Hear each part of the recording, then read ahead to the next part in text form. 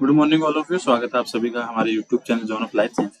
तो आज के सेशन के अंदर अपन डिस्कस करेंगे जो बीपीएससी का एग्जाम हुआ था एस्टेट जूलॉजी के लिए, उसके क्वेश्चंस को अपन सॉल्व करेंगे। ठीक है, जो एग्जाम आपका हुआ था 13 सितंबर 2023 को हुआ था जूलॉजी का, उसके क्वेश्चंस अपन सॉल्व करेंगे। ये पेपर वैसे हिंदी में इंग्लिश में तो मिला नहीं, बट फिर भी अपन सॉल्व करने की कोशिश करेंगे, इनको इंग्लिश में ट्रांसलेट करके साथ में। तो पहला क्वेश्चन है कि एसिलोमेट्स की विशेषता बताइए। दैट मीन्स ये बोल रहा है कि जो एसिलोमेट्स होते हैं, फर्स्ट क्वेश्चन है एसिलोमेट्स का कैरेक्टर बताइए। तो कॉमन सी बात है, सिलोम का फॉर्मेशन होता है आपके मेसोड्रम से। सिलोम फॉर्मेशन होता है आपके मेसोड्रम। तो दैट मीन्स अगर मेसोड्रम एब्सेंट है तो वो सबसे यूनिक फीचर होगा एसिलोमेट का। तो इसका राइट आंसर होगा ऑप्शन नंबर ए कि मेसोड्रम क्या होगी, एब्सेंट होगी, मेसोड्रम एब्सेंट। तो फर्स्ट का राइट आंसर क्या होगा, ऑप्शन नंबर ए। सेकंड की बात करें, सैलामेंडर किससे बिलोंग करता है, तो सैलामेंडर आपका बिलोंग करता है एम्फीबिया से। ठीक है, सैलामेंडर आपका बिलोंग करेगा एम्फीबिया से। तो that means option number D will be correct second का। थर्ड की बात करें, ज्वाला कोशिकाएं, दैट मीन्स ये बोल रहा है फ्लेम सेल्स। अब हिंदी में अलग ही लैंग्वेज हो जाती है इनकी।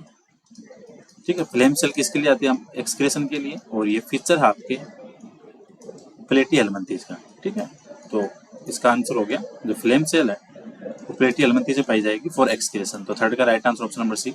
तो जल्दी क्वेश्चन सोल्व करेंगे क्योंकि 100 क्वेश्चन में काफी टाइम लगेगा। फाइलम पोरीफेरा का क्लासिफिकेशन किस पे बेस्ड होता है, तो वो होता है आपका स्पाइक्यूल्स के बेस पे। यहाँ पे हिंदी में लिखा हुआ है। इंग्लिश की बात करें तो पोरीफेरा का क्लासिफिकेशन किस पे होगा, स्पाइक्यूल्स के बेस पे। फोर्थ का right answer option number C. Five की बात करें, जो स्पंजेस के अंदर जो वाटर कैनाल सिस्टम है वो कैसे डेवलप होता है, तो वाटर कैनाल सिस्टम होता है। ठीक है, वाटर कैनाल सिस्टम कैसे होगा, जो इनर वॉल है उसकी फोल्डिंग से डेवलप होगा। ठीक है, इनर वॉल की फोल्डिंग ऑफ इनर वॉल। तो इसका राइट आंसर क्या होगा आपका ऑप्शन नंबर डी। फाइव का right answer option number D हो जाएगा। सिक्स की बात करें, आपको मैथ सही पेयर बताना है। तो आर्थ्रोपोडा में आती है आपकी सिल्वर फिश, ये है सिल्वर फिश, तो ये तो सही है। जेली फिश आपकी पीसीज में नहीं होगी, ये होती है आपकी सिलेंड्रेटा में। ठीक है, इकाइनोडर्मेट में कटल फिश नहीं होगी, ये होगी आपकी मोलस्का में। और स्टार फिश मोलस्का में नहीं होगी आपकी इकाइनोडर्मेट में। तो आपको ओनली ऑप्शन नंबर ए है वो करेक्ट होगा, क्योंकि आर्थ्रोपोडा में पाई जाती है आपकी सिल्वर फिश। ये बोला किस समूह में पोलिप नहीं पाई जाती, तो पोलिप और मेडुसा होते हैं आपके सिलेंड्रेटा में। पोलिप एंड मेडुसा किस में होंगे, सिलेंड्रेटा में। तो ये तीनों क्लास तो आपकी सिलेंड्रेटा की है, बट जो कैलकेरिया है ये आपकी क्लास पोरीफेरा। तो राइट आंसर क्या होगा कि पोरीफेरा विल बी करेक्ट, क्योंकि पोरीफेरा कैलकेरिया के अंदर कोई पोलिप नहीं होता। सेवन का right answer option D. Eighth की बात करें, निम्न में से कौन सा कोऑर्डिनेट्स की विशेषता नहीं है, तो कोऑर्डिनेट की विशेषता कौन सी नहीं होगी, तो एक्सोस्केलेटन एब्सेंट होगा, अपने अंदर नहीं होगा ऐसा कुछ भी। ठीक है, तो राइट आंसर क्या होगा ऑप्शन नंबर बी। नाइन की बात करें, हेगफिश और लैम्प्रे किसका एग्जाम्पल है, तो ये होती है दोनों के दोनों साइक्लोस्टोमेटा। साइक्लोस्टोमेटा जो क्या होती है, जालेस फिश होती है, इनके अंदर जा एब्सेंट होंगे। तो ये कौन सी होगी, jawless fish. That means option number d, जबड़े रहित मछलियां, दैट मीन्स जालेस फिश होगी। क्वेश्चन नंबर 10 की बात करें, निम्न में से कौन सा सही संयोजन है, तो इसमें से देखना है कि नियोसेरेटोडस उत्तरी अमेरिका नहीं, ये भी इसका नहीं होगा। लेपिडोसिस ऑस्ट्रेलिया नहीं, नियोसेरेटोडस ऑस्ट्रेलिया का है। प्रोटोप्टेरस साउथ अफ्रीका का होगा। तो ये सही आंसर, क्योंकि जो आपकी लंग फिशेस होती है अलग अलग चार। ठीक है, तो नियोसेरेटोडस कहाँ की होगी, ऑस्ट्रेलिया की, और लेपिडोसिस होगी आपकी उत्तरी अमेरिका की, और प्रोटोप्टेरस आपकी होगी दक्षिण अफ्रीका की। 10th का right answer option number C. 11th की बात करें, पोस्ट एनल टेल कोड्स जो कोडेड की विशेषता है वो कब मिलती है आपको, तो एम्ब्रियोनिक डेवलपमेंट के टाइम पे मिलेगी आपको। ठीक है, एम्ब्रियोनिक जो डेवलपमेंट होगा एम्ब्रियो का उस टाइम मिलेगी आपकी पोस्ट एनल टेल। तो 11th का right answer option number A. 12 की बात करें, ऐसा कौन सा फीचर है जो कोडेड के अलावा वर्टिब्रेट्स में होगा, तो वो होगा आपका वर्टिब्रल कॉलम। ठीक है, जो वर्टिब्रल कॉलम है वो आपके फीचर है वर्टिब्रेट्स का, ना कि कोडेट्स का। तो 12 का right answer option number D. ये क्वेश्चन हिंदी में है तो अपन इनको शॉर्ट में इंग्लिश लैंग्वेज में मॉडिफाई करके इनको सोल्व कर रहे हैं। 13 की बात करें, निम्न में से कौन सा गलत है, तो प्रोटोप्टेरस है जो फिश और एम्फीबिया के बीच की कनेक्टिंग लिंक, सही बात है। स्पिनोडोन है वो आपके रेप्टाइल्स और एम्फीबिया के बीच की है। आर्कियोप्टेरिक्स बर्ड्स और रेप्टाइल्स के बीच की है। काइमेरा है बोनी फिशेस और रेप्टाइल्स नहीं होगा। काइमेरा है वो आपकी होती है, chimaera connecting link between bony fishes and cartilage fishes. ठीक है, तो कार्टिलेज जो फिश है तो बोर्नियो और कार्टिलेज फिश की जो कनेक्टिव लिंक होगी वो होगी आपकी काइमेरा, तो ऑप्शन नंबर डी करेक्ट होगा। 14 की बात करें, सबसे पहले जा किस में डेवलप हुए थे, तो सबसे पहले जा आपके डेवलप हुए थे फिश इसके अंदर, तो option number A will be correct answer. 15 की बात करें, किसी जीव या समुदाय के प्राकृतिक आवास को क्या कहा जाता है, तो इट मीन जहाँ एनिमल्स रह रहा है तो उसको बोलते हैं हैबिटाट, तो 15 का right answer option number A. 16 की बात करें, निम्न में से कौन सी पॉपुलेशन की स्पेसिफिक कैरेक्टर नहीं है, जैसे पॉपुलेशन है तो पॉपुलेशन में मोर्टिलिटी होगी, नेटिलिटी होगी, ठीक है, तो बर्थ रेट तो है, डेथ रेट भी एक करेक्टर है, स्ट्रेटिफिकेशन नहीं होगा, स्ट्रेटिफिकेशन पॉपुलेशन का करेक्टर नहीं है। ये इकोसिस्टम का है, जब उसकी अपन डेमोग्राफी स्टडी करते हैं, और सेक्स रेशियो तो होता है लिंगानुपात, तो जो स्ट्रेटिफिकेशन है वो पॉपुलेशन का करेक्टर नहीं है, तो 16 का right answer option number C. 17 की बात करें, एक्वाटिक इकोसिस्टम के जो सबसे टॉप लेवल पे होते हैं तो वो होते हैं आपके नेक्टोन और प्लैंकटोन, नेक्टोन एंड प्लैंकटोन दोनों टॉप लेवल पे होंगे एक्वाटिक इकोसिस्टम में, तो राइट आंसर क्या होगा ऑप्शन नंबर सी। 18 की बात करें, किसी संपूर्ण समुदाय का उसके पर्यावरण, दैट मीन्स आप कम्युनिटी का एनवायरनमेंट के साथ स्टडी कर रहे हो, कम्युनिटी का आप एनवायरनमेंट के साथ स्टडी कर रहे हो, तो वहाँ पे आप यूज करते हैं सिन इकोलॉजी, और अगर आप किसी इंडिविजुअल की स्टडी करते हो एनवायरनमेंट तब आता है आपको ओट इकोलॉजी, तो यहाँ पे राइट आंसर होगा 18 का option number be seen ecology. 19 की बात करें, पारिस्थितिक उत्तराधिकार, दैट मीन्स ये बोला सक्सेशन, सक्सेशन की जो बीच की सीक्वेंस आती है, जैसे शुरू से माइग्रेशन, इक्केसी से ये सारी प्रोसेस आती है, तो इनके बीच की जो सीक्वेंस होती है उनको बोलते हैं सीर, तो 19 का राइट आंसर क्या होगा सीर। ये बोल रहा है सक्सेशन की जो बीच की सीक्वेंस है उनको क्या बोलते हैं, तो उनको बोलते हैं सीर। ये बोलते हैं पौधों के लिए नाइट्रोजन का उपलब्ध है, तो वो होगी आपकी नाइट्रेट NO3, ठीक है, जो प्लांट्स के लिए नाइट्रोजन होगी वो नाइट्रेट होगी NO3, ऑप्शन नंबर डी। कौन सा हार्मोन, ये बोल रहा है कि जो वाटर रीअब्जॉर्प्शन है, मैं आपको सिंपल लैंग्वेज में बता देता हूँ, वाटर रीअब्जॉर्प्शन के लिए कौन सा हार्मोन रिस्पॉन्सिबल है, तो वो होता है आपका ADH या वेसोप्रेसिन, ठीक है, तो राइट आंसर क्या होगा एंटी डाययूरेटिक हार्मोन ADH और वेसोप्रेसिन। 21 का right answer option number D. 22 की बात करें, ये बोल रहा है जो कार्डियक साइकिल का कॉन्ट्रैक्शन होता है उसको क्या बोलते हैं, तो कार्डियक साइकिल का जो कॉन्ट्रैक्शन स्टेट होती है उसको बोलते हैं सिस्टोल, तो ऑप्शन नंबर बी करेक्ट। कौन सा एंजाइम पेप्सिनोजन को, दैट मींस इनएक्टिव को एक्टिव में काम करता है आपका HCl, ठीक है, HCl का काम क्या है, इनएक्टिव एंजाइम को एक्टिव में कन्वर्ट करेगा, तो यही बोल रहा है पेप्सिनोजन जो इनएक्टिव फॉर्म में है उसको पेप्सिन में कैसे मॉडिफाई करेगा, तो वो करेगा आपका HCl हाइड्रोक्लोरिक एसिड। 24 की बात करें, प्रसव के दौरान, दैट मींस ये बोल रहा है कि जो आपका यूट्रस कॉन्ट्रैक्शन है और लैक्टेशन के लिए कौन सा हार्मोन रिस्पॉन्सिबल होता है, तो होता है आपका ऑक्सीटोसिन, ठीक है, यूट्रस कॉन्ट्रैक्शन और लैक्टेशन, तो इनमें आता है आपका ऑक्सीटोसिन। 25 की बात करें, ब्रेन का कौन सा ऐसा पार्ट है जो रेस्पिरेशन, ठीक है, हार्ट कंट्रोल और ब्लड कंट्रोल को कौन सा करेगा, आपका ब्लड प्रेशर को, तो वो होता है आपका मेडुला ऑब्लांगेटा पार्ट है, वो कंट्रोल करता है। 26 की बात करें, एक्शन पोटेंशियल के टाइम भी ये बोल रहा है कि कौन सी फेज के अंदर जो सोडियम का इन्फ्लक्स होगा, तो वो होता है आपके डीपोलराइजेशन के टाइम पे, ठीक है, तो इसका राइट आंसर क्या होगा option number D, option number B depolarization, ठीक है, ये हिंदी में नाम है इनके, अपन इंग्लिश शॉर्ट करें इनको। 27 की बात करें, ये बोल रहा है कि मैमल्स के अंदर जो न्यूरॉन्स के कौन से पार्ट हैं, इसको एक बार इंग्लिश में स्तनधारियों का तंत्रिका तंत्र न्यूरॉन्स के माध्यम से विद्युत और केमिकल दोनों साधनों का उपयोग करता है, तो आगे क्वेश्चन देखते हैं इसको। न्यूरॉन का कौन सा भाग है जो आपका इम्पल्स को रिसीव करेगा, तो वो होता है आपका डेंड्राइट, ठीक है, तो इसका सिंपल लैंग्वेज में देखें तो ये बोल रहा है जो मैमिलियन का नर्वस सिस्टम है उसके अंदर जो इलेक्ट्रिकल और केमिकल न्यूरॉन्स है वो एक दूसरे के पास कैसे जाते हैं, तो वो जाते हैं आपके डेंड्राइट से, ठीक है, एक न्यूरॉन से दूसरे न्यूरॉन के पास किससे जाएंगे, डेंड्राइट से। 28 की बात करें, ये बोल रहा है कि जो आपका एक्सोन होता है, ठीक है, एक्सोन का एंड क्या कहलाता है, तो एक्सोन का एंड कहलाता है आपका सिनेप्टिक नोड, ठीक है, जो एक्सोन का एंड होगा वो होता है आपका एक्सोन एंड होता है आपका सिनेप्टिक नोड। ये बोल रहा है कि 29 में कि जो आपके इम्पल्स हैं वो एक न्यूरॉन से दूसरे न्यूरॉन में किससे जाते हैं, तो वो जाते हैं आपके सिनेप्सिस के द्वारा, सिनेप्सिस होंगे, ठीक है। ठीक है। सिनेप्सिस के द्वारा क्या है, आपके जो इम्पल्स हैं एक न्यूरॉन से दूसरे न्यूरॉन के पास जाएंगे। 29 का ऑप्शन नंबर डी। ये बोल रहा है पीएनएस में माइलिन शीथ का निर्माण कौन सी सेल करती है, तो वो करती है आपकी स्वान सेल होती है, वो आपकी माइलिन शीथ फॉर्मेशन करती है। ठीक है। 31 की बात करें, जो सीएनएस के अंदर जो इनहिबिटरी न्यूरोट्रांसमीटर है, ये बोल रहा है कि जो इनहिबिटरी न्यूरोट्रांसमीटर है वो कौन से होते हैं, न्यूरोट्रांसमीटर इन सीएनएस, तो वो होते हैं आपके गामा अमीनोब्यूटिक एसिड। ठीक है, गामा अमीनोब्यूटिक एसिड। ठीक है, तो 31 का right answer option number C. 32 की बात करें, प्रीसिनेप्टिक न्यूरॉन द्वारा जारी न्यूरोट्रांसमीटर किससे जुड़ते हैं, तो वो जुड़ते हैं आपके पोस्ट सिनेप्टिक झिल्ली से। ये इंग्लिश में बोल रहा है कि जो न्यूरोट्रांसमीटर जो प्रीसिनेप्टिक न्यूरॉन से अटैच होंगे, जो आपके न्यूरोट्रांसमीटर है वो प्रीसिनेप्टिक न्यूरॉन से रिलीज होंगे, तो वो रिसेप्टर कौन से होंगे, तो वो होंगे आपके पोस्ट सिनेप्टिक मेम्ब्रेन। ठीक है, तो right answer option number A.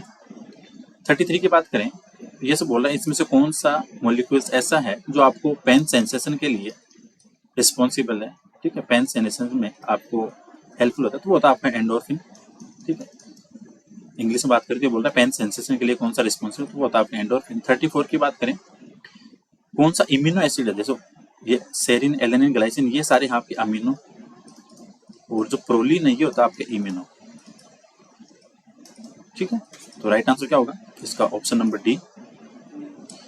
इसकी बात करें 35 में, चेपरोन का काम क्या है, तो चेपरोन का काम क्या होता है, जो प्रोटीन है अगर वो मिस फोल्डेड है, प्रॉपरली फोल्डेड नहीं है, तो उसको रोकेगा और उसको क्या करेगा, प्रॉपरली फोल्ड करेगा। ठीक है, तो इसका काम क्या होगा, तो इसका काम है आपके प्रोटीन को, जो इमफोल्ड प्रोटीन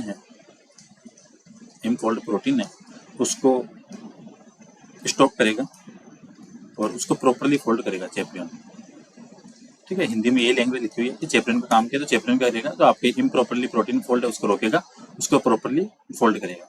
36 की बात करें, प्रोटीन का काम कौन सा नहीं है, तो आनुवंशिक जानकारी नहीं रखता। बिल्कुल सही बात है कि हेरिडिटी के लिए सॉरी न्यूक्लिक एसिड रिस्पॉन्सिबल, ना कि आपकी प्रोटीन।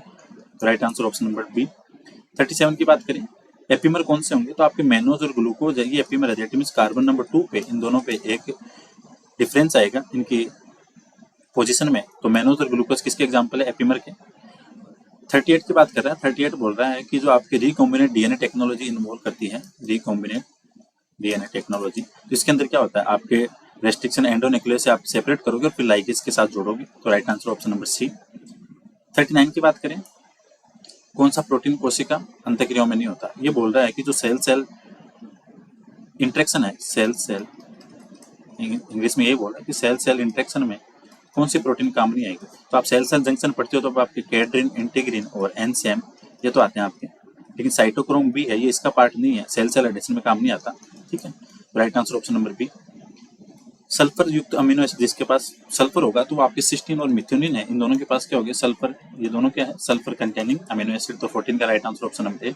41 की बात करें, किसके अंदर सेल वॉल नहीं पाई जाएगी, तो कॉमन सी बात है, एनिमल सेल में सेल वॉल एब्सेंट होगी, तो 41 का right answer option number D. 42 की बात करें, किस कोशिका में केंद्रक मौजूद, न्यूक्लियस किस में नहीं पाया जाएगा, तो सिंपल सी बात है, जो प्रोकैरियोटिक सेल होगी उसके बाद में आपका न्यूक्लियस एब्सेंट होगा, इसीलिए उसको प्रोकैरियोट यूकैरियोट में अपन क्लासिफाई करते हैं।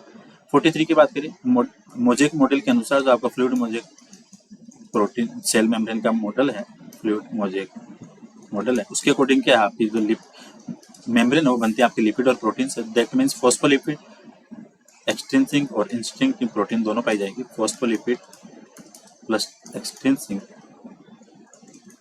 प्लस इंस्ट्रिंसिक प्रोटीन, ये तीनों पाई जाएगी। ठीक है, फॉस्फोलिपिड और दोनों प्रोटीन होंगे, तो 43 का right answer option number C. 44 की बात करें, राइबोसोम का प्रोडक्शन होता है आपके न्यूक्लियोलस में। ठीक है, 45 की बात करें, एंडोप्लाज्मिक रेटिकुलम जो राइबोसोम से जुड़ती है, दैट मींस ये बोल रहा है रफ ईआर की बात कर रहा है। ठीक है, ऑप्शन नंबर सी, जिसके साथ जिस एंडोप्लाज्मिक के साथ में आपके राइबोसोम अटैच होगा वो आपकी RER, that means RER form करेगी प्रोटीन। 46 की बात करें, कोशिका मृत्यु प्रक्रिया, दैट मींस ये बोल रहा है सेल प्रोग्राम डेथ होती है, वो होती है आपकी एपोप्टोसिस। ठीक है, क्लाइनफेल्टर 44 प्लस XXY, 47 का right answer, 44 autosome plus XXY होंगे। 48 की बात करें, नॉन कोडिंग सीक्वेंस होती है आपकी इंट्रॉन, इसको स्प्लाइसिंग से आप बाहर कर देते हो, तो 48 का right answer option number D. Gene के वैकल्पिक, that mean alternate form of gene वो कहलाती है आपकी एलील्स। 50 की बात करें, मल्टी एलिलिज्म की बात कर रहा है, तो इसका उदाहरण क्या हो गया, ह्यूमन ब्लड ग्रुप भी हो गया, ड्रोसोफिला की आई भी हो गई, और आपके सिकल सेल आरबीसी भी हो गई, तो सारे के सारे इसमें क्या सही है। तो मल्टीपल चॉइस के जो ऑप्शन होंगे तो वो होंगे आपके मल्टीपल एलिस वाले में all of the correct answer. 51 की बात करें, आई बी जीनोटाइप वाला व्यक्ति ए बी दर्शाएगा, तो वो होता है आपके कोडोमिनेंस, इंग्लिश में इसको बोलते हैं कोडोमिनेंस। ठीक है, हिंदी में थोड़ा कंफ्यूज करता है, लेकिन इंग्लिश वर्ड से आपको राइट आंसर मिल जाता है। कोडोमिनेंस की बात कर रहा है। 52 की बात करें, एक ही जीन एक से ज्यादा, डेट मीन्स ये बात कर रहा है पेलियोट्रोपिक की। ठीक है, एक ही जीन है वो आपका एक से ज्यादा इफेक्ट दर्शाता है, पेलियोट्रोपिक जीन है। ठीक है, 52 का right answer option number C. 53 की बात करें, मेंडल ने कौन सा चूज नहीं किया था, तो पोर्ट शेप थी, पोर्ट कलर था, और फूल की पोजीशन थी, लेकिन पोर्ट का पोजीशन नहीं था। ठीक है, पोर्ट लोकेशन नहीं थी, तो 53 का right answer option number D. 54 की बात करें, ये बोल रहा है यूक्लिड अनुपात, ये बोल रहा है कि जो इनिशिएशन के लिए जो स्टार्टिंग अमीनो एसिड आता है इनिशिएशन में, तो वो कौन सा होता है, तो यूक्लिडिक में होता है आपका मिथ्योनिन, और प्रोक्रिएटिव एन फॉर्मिल मिथ्योनिन। 55 की बात करें, डीएनए को खोलने के लिए काम आता है रेप्लिकेशन में आपका हेलिकेज एंजाइम, जो उसको आपस में खोलेगा दोनों स्टैंड को। 55 का right answer number C. DNA के एक स्टैंड से अनुवंशिक आरएनए में, दैट मींस डीएनए से आरएनए, तो ये प्रोसेस होगी आपकी ट्रांसक्रिप्शन, सिंपल सा क्वेश्चन है, ऑप्शन नंबर बी। 57 की बात करें, आरएनए पॉलीमरेज कौन से सत्य हैं, तो आरएनए पॉलीमरेज क्या करता है, ये है DNA dependent RNA polymerase, English में बात करें डीएनए डिपेंडेंट आरएनए पॉलीमरेज, और ये काम क्या करता है, डीएनए से आरएनए फॉर्मेशन का, तो option number C will be correct. 58 की बात करें, डीएनए की कौन सी, डीएनए का जो रेप्लिकेशन वो कैसा होता है, तो वो होता है सेमी कंजर्वेटिव, इंग्लिश में बात करें semi conservative and by directional, ये पढ़ते हैं अपन। तो इंग्लिश के अकॉर्डिंग इसका राइट आंसर होगा ऑप्शन नंबर सी, ये इसका मतलब तो हो गया सेमी कंजर्वेटिव, और ये हो गया बाई डायरेक्शनल। 59 की बात करें, वायरस के लिए कौन सी बात सही नहीं है, तो वायरस होस्ट के अंदर रेप्लिकेट करता है, बिल्कुल सही बात है। वायरस का जो प्रोटीन कोड है वो होस्ट में एंटर नहीं करता, सही बात है। जेनेटिक मटेरियल डीएनए आरएनए दोनों हो सकता है।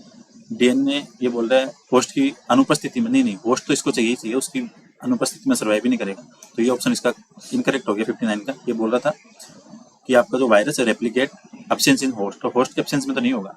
ठीक है, इसको तो होस्ट चाहिए, तो 59 का right answer option number D. 60 की बात करिए, 60 बोल रहा है आपका सेंट्रल डोगमा, अब इन्होंने ये इतनी हिंदी लिख रखी है, इसका इंग्लिश का मतलब सीधा सा समझो सेंट्रल डोगमा, और सेंट्रल डोगमा का मतलब है डीएनए से आरएनए और आरएनए से देन प्रोटीन फॉर्मेशन, तो option number A will be correct answer. 61 की बात करें, मॉर्फोजेनेसिस का मतलब, मॉर्फोजेनेसिस का मतलब है आपका साइट ऑर्गन्स का डेवलपमेंट होना। ठीक है, टिश्यू ऑर्गन का, तो ये हो गया आपके मॉर्फोजेनेसिस का right answer option number A. ये बोला 62 में, सेल डिवीजन की प्रोसेस में अर्ली एम्ब्रियोनिक टाइम पे जो कोशिकाओं की सेल्स का नंबर इंक्रीज होता है, तब आपका डिवीजन होता है माइटोसिस। ठीक है, तो mitosis will be correct answer, 62 का right answer option number B. 63 की बात करें, स्तनधारी ब्लास्टोसिस्ट की कौन सी बात पर बनाती है, ये बोल रहा है आपकी 63 में कि which outermost layer of blastocyst, तो वो बनाती है आपकी ट्रोफोब्लास्ट। ठीक है, तो ट्रोफोब्लास्ट है वो आपकी ब्लास्टोसिस्ट की आउटर लेयर बनाएगी एम्ब्रियोनिक टाइम पे। ये बोल रहा है कि कोशिकाओं के समूह द्वारा, ये बात कर रहा है आपके सेल इंडक्शन की, नेबरिंग सेल के बाद जो सेल फेट होगा तो उसको बोलते हैं आपके इंडक्शन, इंडक्टिव। ठीक है, इसका इंग्लिश में तो ये होगा सेल इंडक्शन। 64 का right answer option number B, शुद्ध हिंदी लिख रखी है इन्होंने, बिल्कुल एकदम प्योर।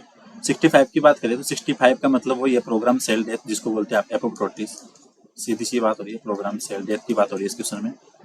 66 की बात करें, जो रेट के अंदर जो कौन सी एक्स्ट्रा एम्ब्रियोनिक मेम्ब्रेन है जो कि रेस्पिरेशन और न्यूट्रिशन में, तो वो हो गया आपके एलेंटोइस, तो इसका राइट आंसर होगा आपके allantois, that will be responsible for respiration. 66 का right answer option number A. 67 की बात करें, एम्ब्रियोनिक डेवलपमेंट के टाइम जो तीनों जर्म लेयर बनती है, तो वो होती है आपकी गेस्टुलेशन। ठीक है, तो गेस्टुलेशन का अब इसमें हिंदी लिख रखी है, इसको बोलते हैं गेस्टुलेशन, तीनों जर्म लेयर का फॉर्मेशन होता है आपकी गेस्टुलेशन में। 68 की बात करें, आपको डिजीज से कौन बचाता है, तो वो बचाता है आपका इम्यून सिस्टम। ठीक है, as a one word question हैं, लेकिन हिंदी की वजह से थोड़ा टिपिकल लगते हैं। ये बोल रहा है कि जो आपकी 69 में 69 बोल रहा है कि कौन सी इम्यूनिटी है जो लाइफ के दौरान एक्वायर्ड होती है, तो वो होती है आपकी एक्वायर्ड इम्यूनिटी। जो इननेट तो वो तो आपकी इनहेरिट है, जन्म से आएगी, जो बाद में आएगी वो आएगी आपकी एक्वायर्ड इम्यूनिटी। ठीक है, 70 की बात करें, एंटीबॉडीज का फॉर्मेशन होता है आपके बी सेल से। इसमें ये बोल रहा है कि एंटीबॉडी का फॉर्मेशन होगा बी सेल से। 71 की बात करें, मदर के दूध मिल्क के अंदर जो एंटीबॉडी प्रेजेंट होगी वो होगी आपकी IgA, ठीक है। IgA will be present in mother milk, ठीक है। 72 की बात करें, टी सेल का मेचुरेशन होता है आपके, टी सेल मेचुरेशन होता है आपके थाइमस में। इतनी सी बात बोल रहा है क्वेश्चन में, टी सेल का मेचुरेशन होगा आपके थाइमस में। 73 की बात करें, कौन सी कोशिकाएं जन्मजात प्रक्रिया शामिल होती हैं, जो इन्नेट होंगी आपकी वो कौन सी होगी, तो उसमें सारी आएगी आपकी। फेगोसाइट भी होगी, मैक्रोफेज भी होगी और आपकी नेचुरल किलर सेल भी होगी, तो ऑल ऑफ में, ठीक है, सारे ऑप्शन सही है, तो ऑप्शन नंबर डी। 74 की बात करें, एलाइजा का अर्थ है एंजाइम लिंक्ड इम्यूनोसॉर्बेंट, ऐसे एंजाइम लिंक्ड इम्यूनोसॉर्बेंट